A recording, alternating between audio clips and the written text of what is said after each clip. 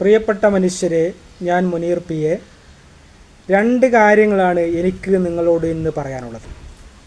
ഒന്ന്, മടിയെന്ന് പറയുന്നത് നമുക്ക് സ്വാഭാവികമാണ്.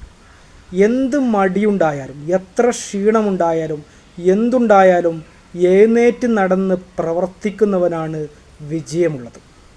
ഏതൊരവസ്ഥയിലും നമുക്ക് പ്രവർത്തിക്കാനുള്ള ഒരു ഊർജം നമ്മൾ വളർത്തിക്കഴിഞ്ഞാൽ നമുക്ക് വിജയത്തിൻ്റെ ആദ്യ പടി കടന്നു എന്നുള്ളതാണ് വാസ്തവം.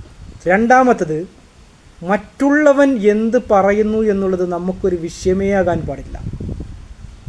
നമ്മളെ ഒരു പക്ഷേ മറ്റുള്ളവർ കാണുന്നത് സീറോ ആയിട്ടായിരിക്കും, ഒന്നുമില്ലാത്തവനായിട്ടായിരിക്കും. ഒരുപക്ഷെ